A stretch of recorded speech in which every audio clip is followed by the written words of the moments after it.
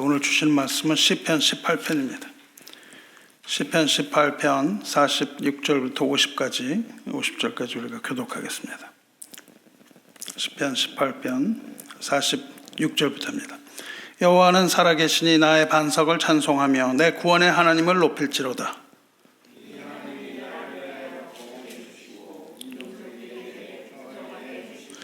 주께서 나를 내 원수들에게서 구조하시니 주께서 나를 대적하는 자들의 위에 나를 높이 드시고 나를 포악한 자에게서 건지시나이다.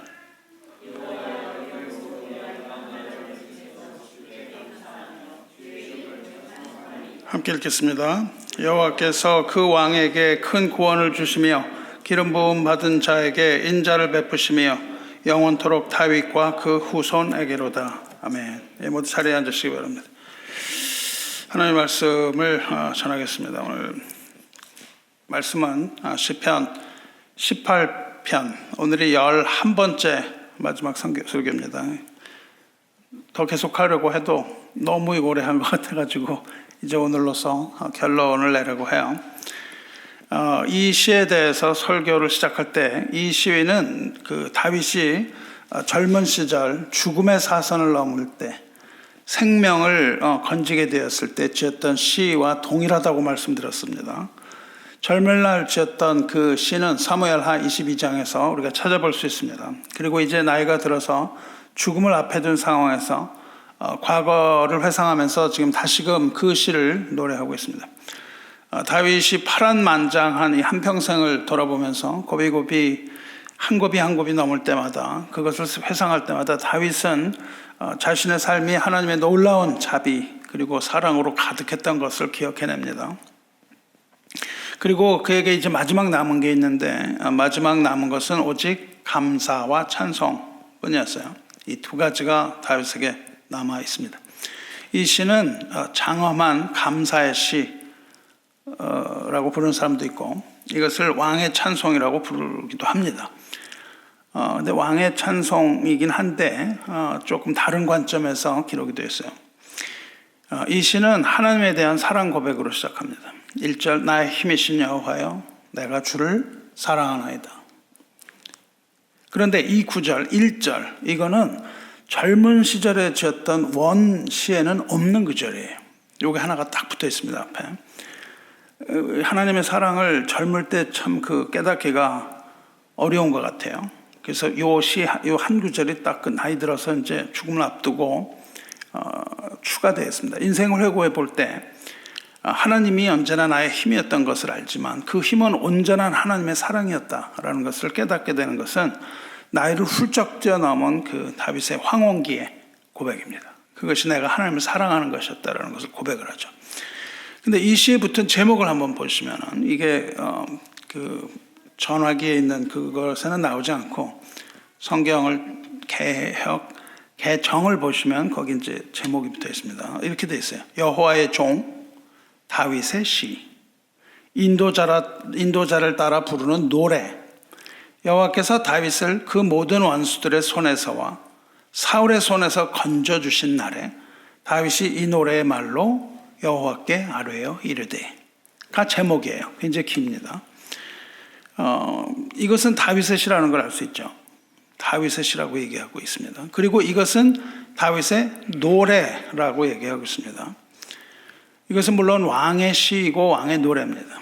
하나님께서 왕을 그 모든 대적에서 구원하심을 기억하면서 하나님께 드리는 찬양 그렇게 되어 있습니다. 그런데 다윗은 여기서 자신을 왕이라고 부르지 않아요. 이스라엘의 왕 다윗의 시 이렇게 부르지 않고 여호와의 종 다윗의 시 그렇게 부릅니다. 여호와의 종이라는 단어가 들어있는데 우리는 여호와의 종 너무 많이 들었어요. 주님의 종 이렇게 들었는데 이건 함부로 할 수 있는 말이 아닙니다. 여호와의 종 이것은 이 이름은 모세를 지칭하는 이름입니다. 모세가 죽었을 때 우리 지난주 주일 설교에서 보신 것처럼 여호수아는 모세를 가리켜서 여호와의 종 모세가 죽은 후에 이렇게 기록합니다. 그리고 그 바로 이어서 하나님도 그렇게 말씀하세요. 내 종 모세가 죽었으니 이렇게 말씀하십니다. 이 여호수아서를 쭉 우리가 볼 때 여호와의 종, 모세를 여호와의 종이라고 부른 것이 12번 나와요. 또 그 다음에 여호수아도 여호와의 종에게도 여호와의 종이라는 이름이 주어집니다. 여호와의 종 눈의 아들 여호수아가 110세의 죽음에, 이것도 여호수아가 죽은 후에 붙여지는 이름이에요. 여호와의 종 이렇게 붙어 있습니다. 그러니까 모세하고 여호수아가 여호와의 종이라고 불렸어요.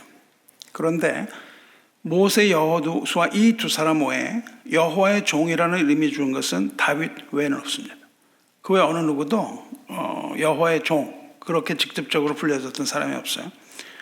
시편 18편, 지금 읽은 시금 18편, 그 다음에 두 배로 넘어가는 36편, 제목에 여호와의 종 다윗 그렇게 되어 있습니다. 그러니까 모세, 여호수아, 다윗 이렇게 세 사람이 여호와의 종이라는 이름을 붙였는데 이것은 이스라엘 역사에서 아주 중요한 의미를 갖죠.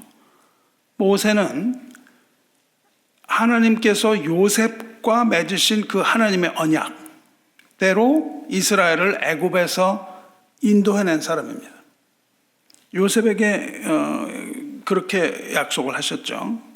하나님이 너희를 찾아오실 것이다 이렇게 얘기를 하죠. 그때 내 해골을 메고 나가라, 애굽에서 나가라 그렇게 했습니다. 그것을 한 사람이 모세예요. 여호수아는 누구입니까? 여호수아는 더 거슬러서 하나님이 아브라함과 맺으신 언약, 즉 이 백성을 약속의 땅 가나안으로 인도하겠다는 그 언약, 그 언약을 위하여 부르심을 받고 그 일을 한 사람이 여호수아예요. 이 두 사람이 있습니다. 그리고 다윗은 하나님의 약속대로 약속의 땅에 하나님의 주권을 세운 자가, 세운 왕이 다윗이에요. 이 세 가지는 하나님께서 그 하나님이 맺으신 언약, 즉 약속을 이루시는 데 사용된 세 사람입니다. 하나님의 종이에요. 이것을 구속사적으로 복음의 눈으로 우리가 본다면 모세는 하나님으로부터 율법을 받은 사람입니다. 그리고 여호수아는 믿음으로 요단을 건너가게 한 인물이에요. 그리고 다윗은 그리스도의 뿌리로서 하나님 나라의 그림자를 보여주는 인물이죠. 그러니까 모세, 여호수아, 다윗은 여호와의 종인데 여호와의 종으로서 한 일은 하나님의 아들 그리스도께서 이 세상에 오시는 그 길, 그것을 예비하는 종의 역할을 충실하게 실행했던 위대한 하나님의 사람들이라고요. 그래서 여호와의 종이라는 것은 특별한 의미를 갖습니다. 여호와의 종이라는 것은 반드시 오실 메시아, 예수 그리스도에 관한 그림자로서 이 세 사람을 하나님께서 보여주세요. 그러니까 함부로 우리가 여호와의 종 이런 이름을 함부로 우리가 막 부를 수는 없는 그런 것입니다. 그래서 다윗은 자신을 여호와의 종이라고 부르면서 자신의 왕권에 대해서는 전혀 아무런 언급도 하지 않고 있습니다. 여기서 왕이라는 사실이 별로 그렇게 드러나지 않아요. 유대의 왕이라는 그 사실보다는 여호와의 종이라는 사실에 대해서 다윗이 더 큰 자부심을 가지고 있었겠죠. 다윗은 이것을 시인 동시에 노래라고 얘기를 하고 있습니다.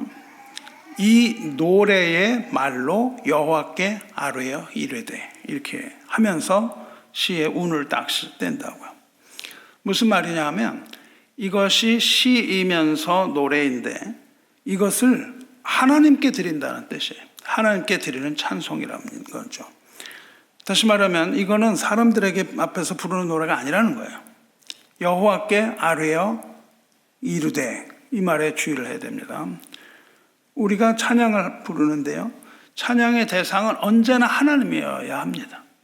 이 찬양이 자칫 하나님을 향하지 않고 다른 데로 향하면 안 되는 거예요. 우리가 드리는 예배는 하나님을 향한 것이어야 합니다. 우리가 드리는 기도의 가장 중요한 것은 무엇입니까? 누구에게 기도하느냐가 가장 중요해요. 그리고 누구의 이름으로 기도하느냐가 가장 중요합니다. 그러니까 기도는 누구를 향해요? 하나님을 향해야 되는 거예요. 우리가 주일에 이렇게 예배 때 기도를 드리지만 이걸 하나님께 드려야지 우리 사람한테 사람에 듣게 하기 위하여 듣는 게 아니잖아요. 항상 우리의 기도의 포인트는 하늘에 계신 하나님입니다. 예배도 하나님께만 드려야 돼요. 찬송은 무엇입니까? 찬송을 드리는 대상은 언제나 하나님이어야 하는 거죠. 사람을 향한 것이 아니라는 겁니다. 찬양은 콘서트가 아닌 거예요. 우리가 사람들 앞에서 어떤 아름다운 노래를 부르는 것이 아니라는 거예요. 우리가 찬양을 부를 때 사람을 향해서 우리의 입을 연다면 그것은 이미 찬양이라고 할 수 없어요. 그런 의미에서 찬양은 오로지 하나님을 향하는 것인데 그것은 오로지 하나님을 향한 신앙 고백이에요. 그러니까 우리의 찬송은 하나님을 향한 신앙 고백이어야 합니다. 신앙 고백적인 그런 찬송을 부르시기 바라요. 우리가 그 시를 그 찬송의 가사를 들을 때마다 우리는 그것이 신앙 고백적인 것이 되어야 됩니다. 그래서 교회에서는 드리는 찬송이 어떤 것이냐에 따라서 교인들의 신앙의 색깔이 달라지기도 합니다. 우리가 부르는 찬송가 이런 것들은 오랜 시간을 살아온 것들이에요. 그렇게 쉽게 사라지지 않는 그런 찬송입니다. 거기에 있는 신앙 고백적인 그런 내용을 담아서 우리가 하나님께 고백을 드리는데 그것은 어디서 나오냐면 우리 마음에서 나온다는 거예요. 우리가 마음을 다하여 하나님께 드리는 것이 아니고 입술로만 하는 찬양은 이미 그 힘을 잃은 찬양인 것이죠. 그러니까 찬양의 힘은 어디서 나옵니까? 마음에서부터 나오는 거예요. 우리 마음을 하나님 앞에 쏟는 겁니다. 마음과 힘과 뜻, 우리의 지정의, 우리의 감정과 뜻과 우리의 가지고 있는 지식과 이것들을 다하여 마음과 힘과 목숨을 다하여 하나님에 대한 사랑 고백, 이 고백, 신앙의 고백, 이게 진정한 찬양입니다. 그리고 이것이 하나님 기뻐 받으시는 그런 찬양인 줄로 믿습니다. 이런 찬양을 드리시기를 축원합니다. 우리의 구원은 오직 하나님의 자비와 하나님의 은혜와 하나님의 사랑으로부터 오는 것이죠.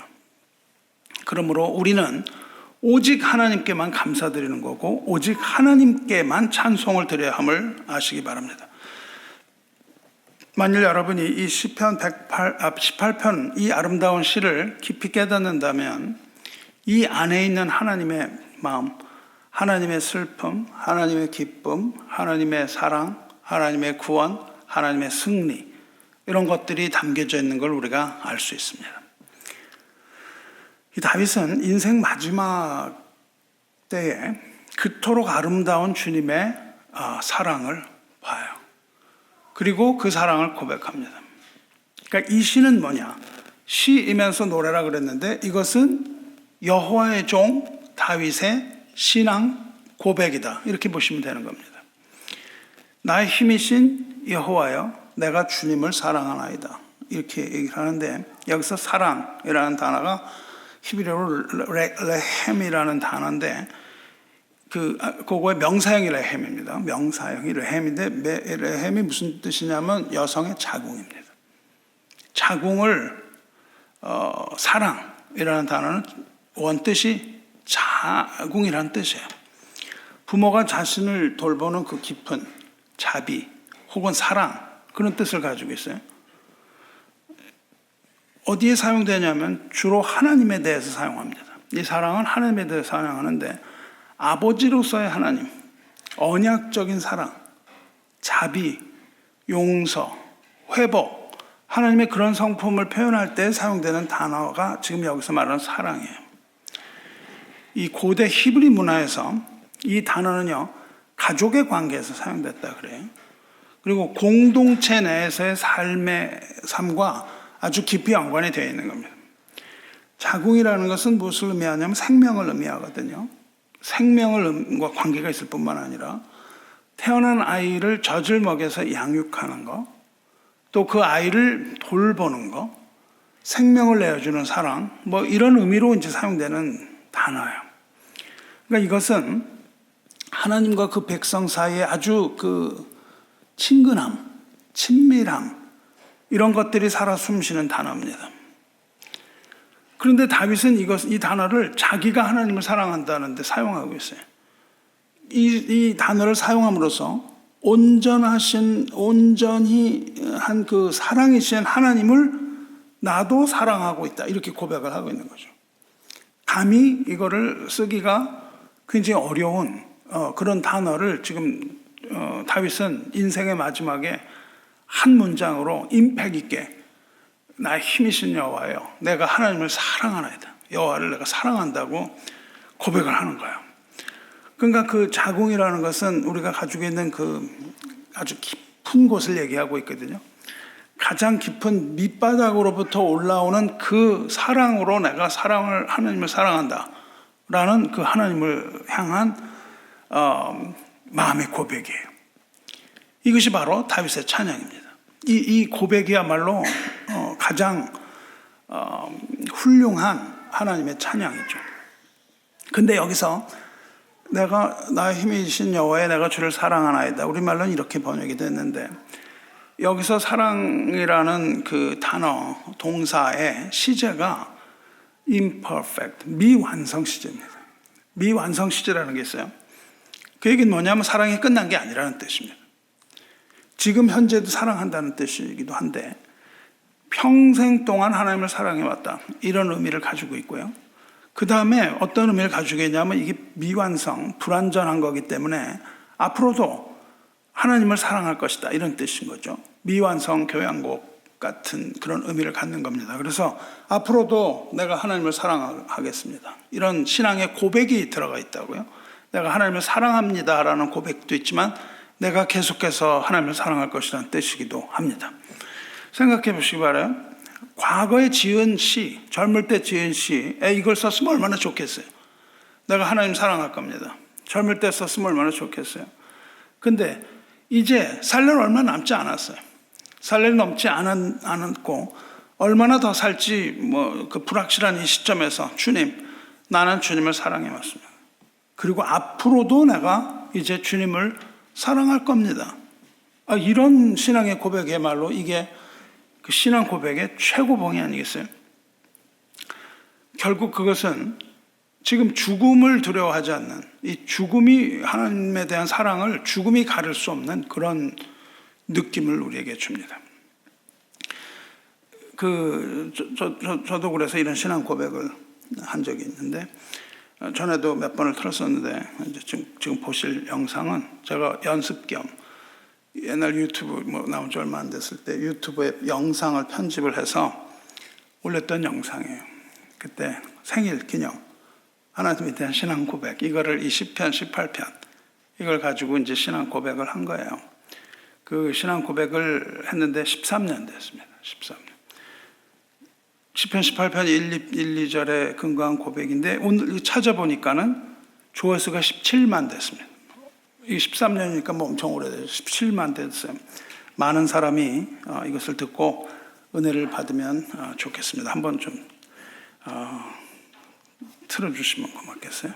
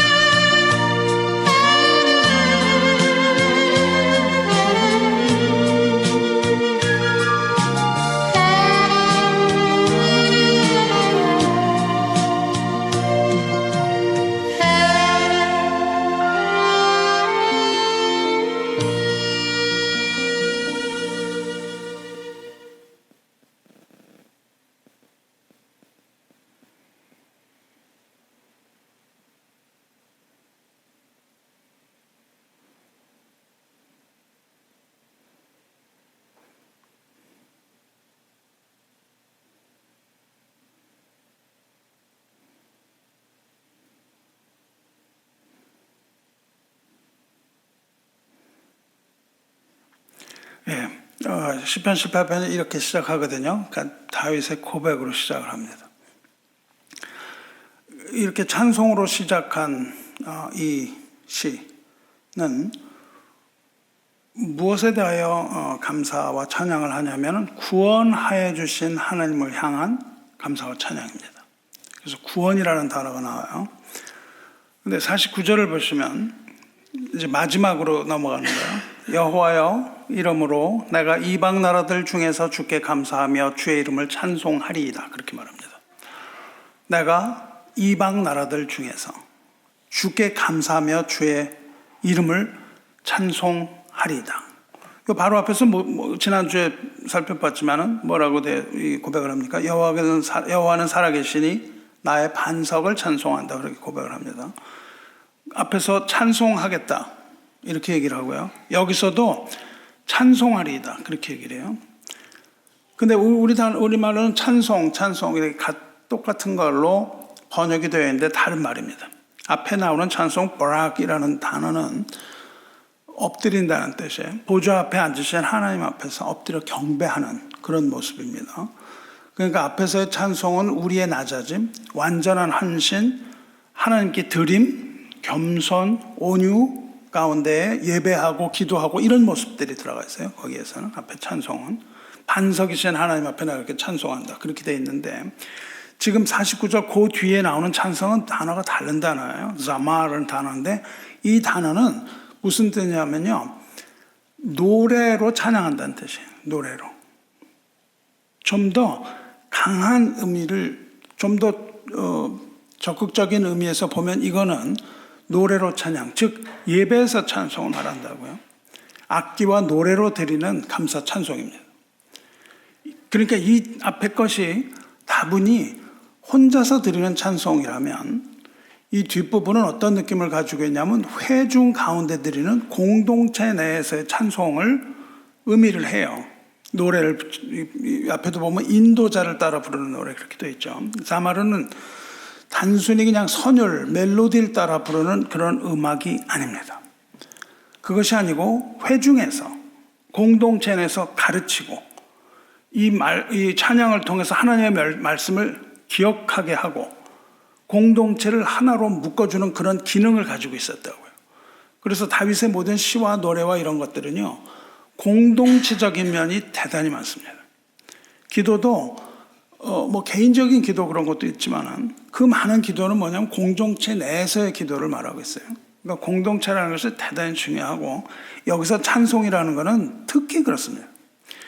이 음악과 노래는요, 그 영적인 교육함에 있어서 사용되는 강력한 무기입니다. 교회에서 드리는 찬송은 그냥 우리가 찬송 노래를 그냥 부르는 것이 아니고 그것은 예배의 한 부분이에요. 예배의 한 부분일 동시에 교육적인 의미를 가져요.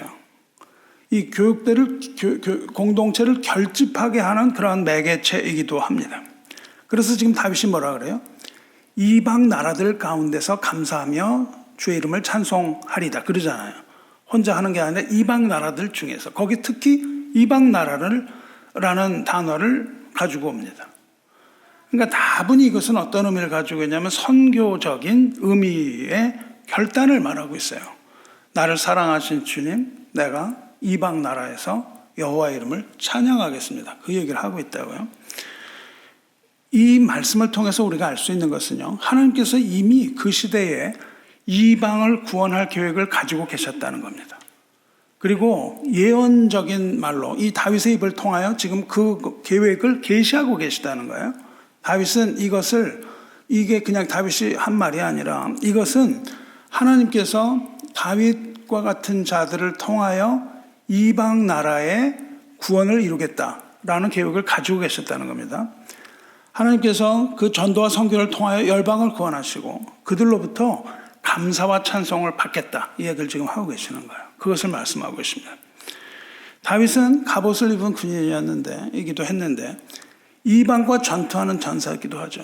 그래서 다윗에게 있어서 이방은 적이에요. 그렇죠? 이방은 적이었습니다. 승리해야 되는 거예요. 그런데 다윗은 지금 군복을 입고 전투하기보다는 찬양의 옷을 입고 찬양 부르기를 더 좋아하고 있어요.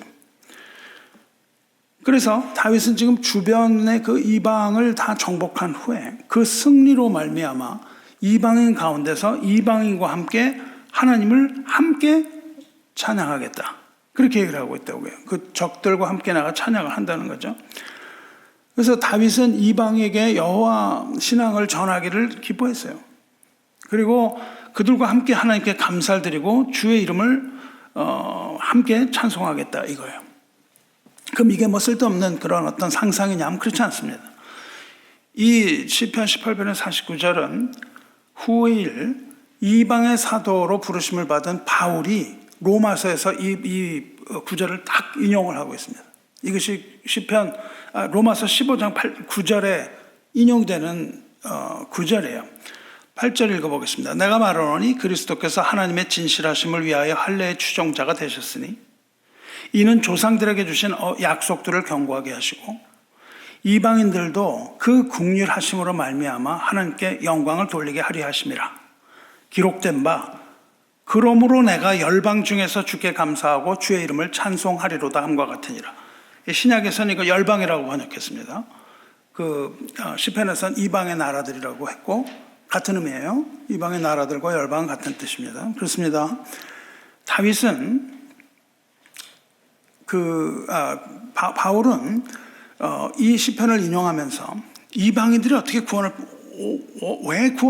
무엇 때문에 구원을 받았는가, 그리고 이방인들이 어떻게 한 교회의 일원이 되어 하나가 되었는가, 어떻게 그들이 함께 하나님을 찬양하게 되었는가, 그리고 그들도 또한 하나님께 영광을 돌리게 될 수 있었는가를 말한다고요. 그들이 무작위로 그냥 나왔다는 것이 아니에요. 다윗이 이렇게 노래를 불렀습니다. 다윗이 왜 이 노래를 불렀는가를 얘기한다고요. 왜 시편에서 그 이야기를 했는가를 바울이 얘기하는데, 그거는 무슨 얘기를 하고 있어요? 후일 예수 그리스도로 말미암아 하나님의 약속이 견고하게 하시기 위함이다. 그리고 이방인들도 동일한 은혜와 자비를 얻을 것이며 하나가 되어 하나님께 감사하고 하나님 앞에 찬송을 드리게 하기 위하여 다윗이 이야기를 했다. 그렇게 얘기를 하고 있다고요. 그러니까 아무 근거 없는 게 아니라 하나님의 계획에 따라 이방인들도 예수 그리스도 앞에 나와 한 몸이 되고, 한 몸이 될 뿐만 아니라 하나님께 감사를 드릴 수 있게 되고 하나님께 찬송을 드릴 권리를 얻게 되었다. 이거예요. 우리 찬송 권리거든요. 우리가 기도할 수 있고, 이것은 뭐예요? 기도합시다 억지로 하는 게 아니고 하나님 앞에 나갈 수 있는 권리다 이거예요. 실제로 로마 교회는 유대인과 이방인 성도 사이에 갈등과 불화 이런 것들이 있었는데 마침내 연합하게 되어서 한 마음과 한 입으로 주님께 영광을 돌리게 되는 것이죠. 그래서 바울이 이방인에게 복음을 전했다는 거예요. 그래서 내가 이방인에게 복음을 전했다는 겁니다. 그래서 이방인 가운데 내가 복음을 전함으로, 워낙은 원수인데 그 원수들에게 내가 복음을 전함으로 감사와 찬송이 이 세상에 전파됐다는 겁니다. 먼저 내가 예수 그리스도로 말미암아 모든 사람에게 관하여 내 하나님께 감사함은 너희 믿음이 온 세상에 전파됨이로다. 그렇게 말합니다. 사랑하는 성도 여러분, 하나님께서 세상을 사랑하셔서 독생자를 주시고 그 아들을 믿는 자마다 멸망하지 않는 이 복음을 주셨어요. 우리에게 주셨습니다. 역사가 보여주는 것처럼 복음은 세상을 정복하는 힘이 있습니다. 복음은 세상을 정복해 들어갔습니다. 엄청난 속도로 복음이 세상을 정복했어요. 근데 복음으로 정복을 당했는데, 복음으로 정복당한 세상, 우리가 그런 거죠. 복음으로 정복을 당한 거예요. 복음으로 정복을 당했는데 아이러니하게 복음에 정복당한 사람은 그 정복자를 미워하고 이러는 게 아니라 오히려 그 복음에 관하여 또 하나님께 관하여 우리가 감사하며 하나님을 찬송하는 거예요. 이렇게 정복당한 그 이방인들이, 정복당한 하나님의 원수가 하나님께 감사하며 하나님을 찬송하는 거예요. 이것이 바로 우리가 하나님을 찬양하는 이유입니다. 우리는 정복당한 자로서 하나님을 찬양하는 그런 권한, 하나님의 자녀가 되어 하나님의 백성이 되어 하나님의 이름을 찬양하는 그런 고난을 얻는 거죠. 다윗은 자기를 대적하는 악인들 사이에 있었어요. 그런데 그 가운데서 하나님을 찬송하기 기뻐합니다. 그 악인들 사이에서 찬송하기 기뻐해야 됐다는 거예요. 그럼 우리는 어때요? 어째서 우리는 하나님을 알지 못하고 하나님을 멸시하는 자들을 우리는 왜 미워합니까? 세상을 우리는 미워하는 게 아니죠. 우리는 왜 입을 닫고 세상에서 침묵을 해야 되나요? 그 세상으로 들어가서 우리가 그들을 향하여 해야 할 일이 도대체 뭔가요? 우리는요, 세상이 우리 말을 좋아하든 우리 말을 듣기 싫어하든 싫어서 배척을 하든 우리는 그 안에서 하나님의 이름을 찬송해야 되는 거예요. 이 복음은요, 복음을 가진 자는 세상으로 들어가는 거예요. 세상으로 들어가서 거기에서 하나님을 이름을 땅에 던지는 그들을 향하여 우리는 하나님을 찬송하는 겁니다. 그리고 하나님의 선하심과 하나님의 사랑을 세상에 알려야 되지 않겠어요? 우리는 왜 거기에서 우리는 잠잠할까요? 세상이 하나님을 대적하는데요. 우리가 세상에 나가서 그들에게 지나친 호의를 베푸는 것은 하나님에 대한 반역일 수 있습니다. 하나님을 사랑하는 자는 하나님을 대적하는 자에게 가서 담대하게 복음을 선포하고 담대하게 그 하나님을 찬송할 수 있어야 되는 거예요. 그래서 뭐라 그럽니까? 여호와여, 이러므로 주님이 그렇게 하셨으므로 내가 이방 나라들 중에서 열방 가운데에 주께 감사하며 주의 이름을 찬송하리이다. 이렇게 얘기를 하고 있다고요. 우리는 세상을 향하여 담대하게 복음을 전해야 되는 거죠. 입을 닫고 있으면 안 되는 겁니다. 부끄러워하고 있으면 안 되는 거예요. 세상 가운데서 우리는 주님께 담대하게 감사를 해야 되는 거예요. 교회에서는 그냥 우리가 못하는 게 없죠. 교회에서는 못하는 게 없습니다. 그런 얘기 할수록 더 인정을 받는 것 같아요. 교회에서는. 내가 믿음이 좋은 것 같아요. 근데 세상에 나가서는 꿀먹은 벙어리가 되면 안 되는 거죠. 우리는 세상에서요, 그 원수들 앞에서 우리는 다 예수를 알지 못하는 사람은 다 하나님의 원수입니다. 이 하나님의 원수 앞에서 우리가 수금을 타야 되는 거예요. 비파를 연주하고 기타를 치고 피아노를 치고 이렇게 연주를 하면서 주님의 이름을 담대하게 찬송하시기 바라요. 마지막 절 50절 가면 다윗은 큰 구원을 주신 구원의 하나님을 찬양합니다. 여호와께서 그 왕에게 큰 구원을 주시며 기름 부음 받은 자에게 인자를 베푸시며 영원토록 다윗과 그 후손에게로다. 이렇게 하면서 끝이 납니다. 이것은 메시아에 관한 이야기입니다. 이 마지막 고백에서 우리는 세 가지 사실을 알 수 있습니다. 가장 큰 것은 뭐냐면 하나님은 그 아들의 이름으로 구원을 베푸시는 구원의 하나님이라는 사실입니다. 대전제예요. 구원의 하나님이라는 뜻입니다. 아들의 이름으로 구원을 하시는데 그 구원이 어떤 구원이냐면 규모가 큰 구원이라는, 그것은 큰 구원입니다. 가장 큰 구원은 그리스도의 이름으로 얻는 죄사함의 구원이에요. 그 얘기를 하고 있죠. 그 큰 구원은 사망에서 생명으로의 구원이에요. 저 사망에서 그 생명으로의 구원, 이것이 가장 큰 구원이죠. 그래서 다윗은 그 큰 구원을 얘기합니다. 그 구원은 모든 백성을 구원하는 가장 큰 구원에 대하여 다윗이 이야기를 하고 있어요. 또 무엇을 얘기합니까? 그 구원의 통로는 그 왕이라고 얘기하고 있어요. 그 왕.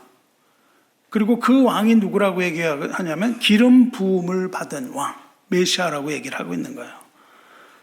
그리스도시요 살아계신 하나님의 아들, 우리 주 예수 그리스도를 통하여 구원을 받고 있다는 것을 다윗이 고백하고 있다고요.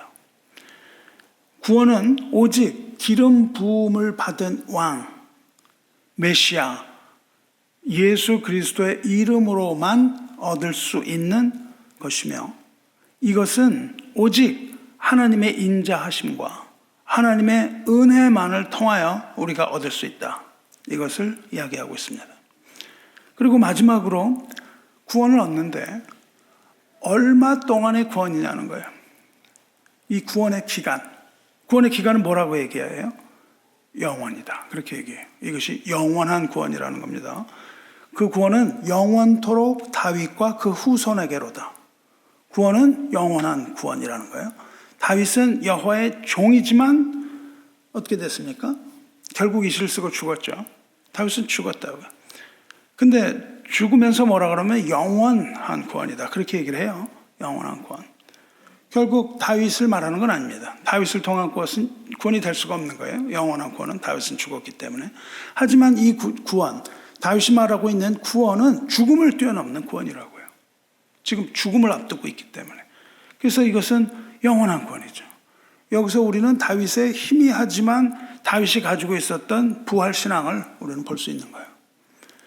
이제 곧 죽을 날 얼마 남지도 않았는데 영원한 찬송을 부르겠다 그러고 있잖아요. 그럼 우리는 뭐예요? 다윗은 그때 예수 그리스도를 믿음의 눈으로만 봤고 실제로 들은 바도 없는데 그런 신앙을 가지고 있었는데 우리는 이것을 분명하게 듣고 분명하게 보았거든요. 우리에게 주어지는 구원은 영원한 구원이며 생명의 구원이며 우리는 예수 그리스도를 통한 구원이다. 이것을 분명히 보았는데 우리는 왜 그런 확신을 갖지 못하는가?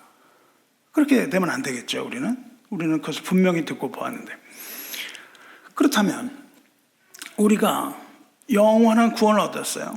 그리고 다윗은 영원히 찬송하겠다는 거예요. 나는 영원히 찬송하겠습니다. 이거였잖아요. 그러면 다윗이 영원히 찬송하기 위해서 필요한 게 뭐예요? 우리가 영원히 찬송하기 위해서 필요한 게 뭐예요? 우리가 영원히 찬송하기 위해서 필요한 이 노래로 찬송하기 위해서 우리에게 필요한 것은 호흡이에요. 호흡. 찬송을 부를 수 있도록 우리는 영원히 호흡할 수 있어야 되는 거잖아요. 그 호흡이 영원하다는 거예요. 이 호흡은 물론 하나님이 아담에게 불어넣으신 숨이죠. 하나님의 숨결. 그 흙이 생명이 되는 그 호흡. 그러니까 우리는 호흡을 다하는 순간까지 하나님을 찬양하는 거예요. 그리고 우리는 새로운 호흡을 얻는 거죠. 부활의 무덤, 예수 그리스도 죽은 그 무덤에서 부활의 호흡이 시작되거든요. 예수님이 다시 숨쉬기 시작하고. 우리는 어떻게 됩니까? 천국에서 우리는 찬송을 부르는 거예요. 그러니까 이 요한계시록의 결론은 뭐예요? 하나님께 부르는 찬송. 성도가 하나님께 부르는 찬송이거든요. 그러니까 여기로 우리가 나갈 수 있어야 되는 거예요. 그러니까 우리는 부활신앙을 가져야 하고 우리는 재림의 신앙을 가져야 하고 천국의 신앙을 가져야만 우리의 신앙이 온전하게 됩니다. 그렇지 않으면 우리의 신앙은 불완전한 신앙이에요. 다윗과 그 후손 그리스도를 통하여 하나님께서 그 백성을 일으키신다니까요.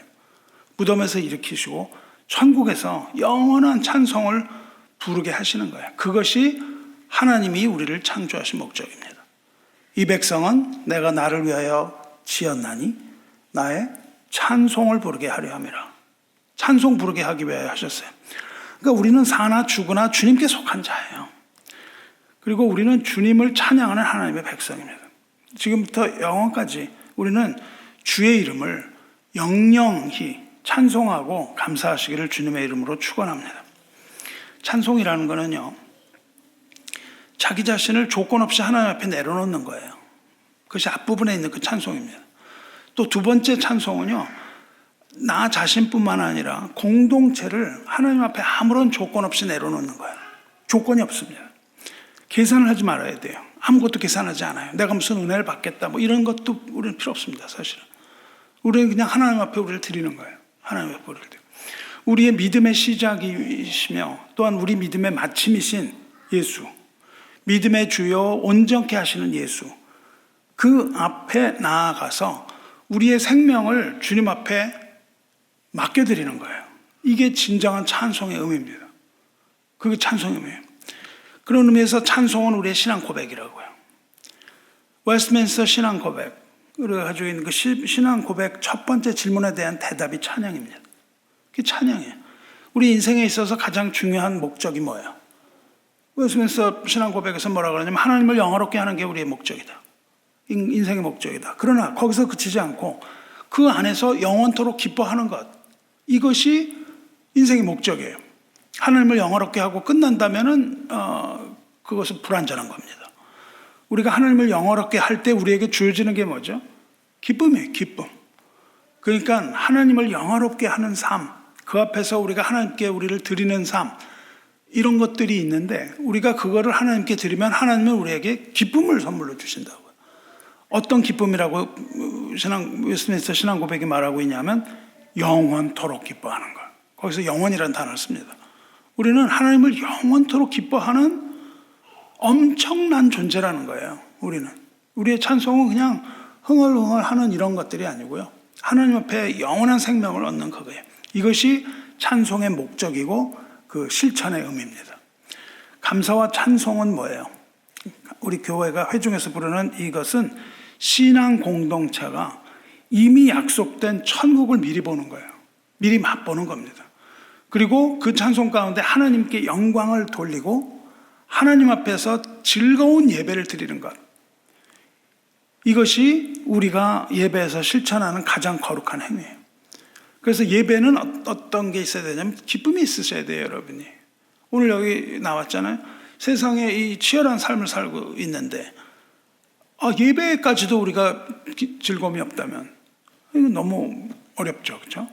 예배라는 거는 우리가 이 세상에서 살아갈 수 있는 힘을 주시는 하나님의 말씀이라고 여러분이 보셔야 됩니다.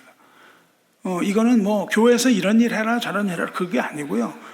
이 악한 세상에서 우리가 어떻게 살아가야 하는가에 관한 하나님의 능력이 선포되는 거예요. 때로는 우리를 꾸짖기도 하시지만 그 꾸짖는 것 안에서 우리는 기쁨을 느껴요. 정말 하나님의 사람이라면요, 여호와 하나님을 믿는 사람이라면 그리스도의 책망이 나에게는 어떠한 칭찬보다도 내가 기쁘다, 이런 고백이 나옵니다. 왜냐하면 주님께서 나를 그렇게 살아가도록 명령하심으로. 말씀하겠습니다. 주 안에 사랑하는 성도 여러분, 이 다윗은요 이제 인생의 마지막 순간에 이 감사와 찬송을 하나님께 드리고 있어요. 다윗의 일생은 아주 놀라운 자비, 사랑, 하나님의 이런 것들로 가득했어요.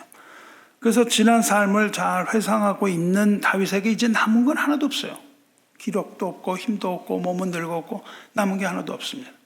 오직 감사와 오직 찬송만이 다윗에게 남아요.